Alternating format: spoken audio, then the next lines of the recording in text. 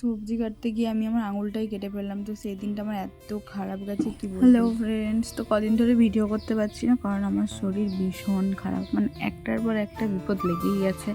আর আমার সারা বছরটাই আমার বিপদের উপর দিয়েই যায়। ওষুধ সারা বছর ওষুধ চলে, সারা বছর ওষুধ চলে।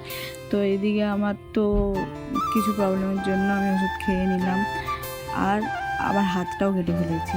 সেই দিনকে সবজি কাটতে গিয়ে সবজির বদলে আমার হাতটাই কেটে দিলাম, আর এতটাই কাটলো, এত ব্লিডিং হচ্ছিলো সে আমি পুরো কান্না আরম্ভ করে দিয়েছিলাম। আর বাড়িতে কেউ ছিল না।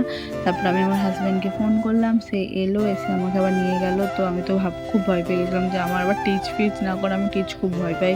তো ঠাকুর দিলে আমার কোনোদিন কিছু হয়নি, একবার ছোটোবেলায় একবার এরকম হয়েছিল, একটু হাতটাই হয়েছিল, তো আমার টিচ করতে হয়নি। তো আবার এত বছর পর আবার আমার বটিতে হাত কাটলো, তো বলছে না টিচ করার মতন পজিশন নয়, আর একটু যদি কেটে যেত তাহলে কেটে জানি না, কিন্তু অনেকটাই কেটেছে, এটা শুকাতে অনেক টাইম লাগবে। তো কি অবস্থা, আমি তো আমার বাচ্চাকে স্নান করাতে পারছি না, কিচ্ছু পাচ্ছি না, বাচ্চাকে নিতেও খুব অসুবিধা হচ্ছে, তাও নিতে হচ্ছে, কিছু করার নেই, কারণ ছোটো বাচ্চা এখন আমাকে নিতেই হবে। তো এই দেখো আমি রাতের বেলা স্কিন কেয়ারটা একটু করে নিলাম। স্কিন কেয়ার কিছুই না, জাস্ট মুখটা মুছে একটু ক্রিম মেখে নিচ্ছি, তারপরে ঘুমিয়ে যাব, আর কিছুই না। তো এদিকে দেখো আর কি বলবো, এই ভিডিও করছি রাতের বেলাতে, সারাদিন তো বাচ্চা নিয়ে কেটে যায়, আর কি ভিডিও করব বুঝতে পারি না, সে একই ভিডিও একই, তার জন্য করিনি।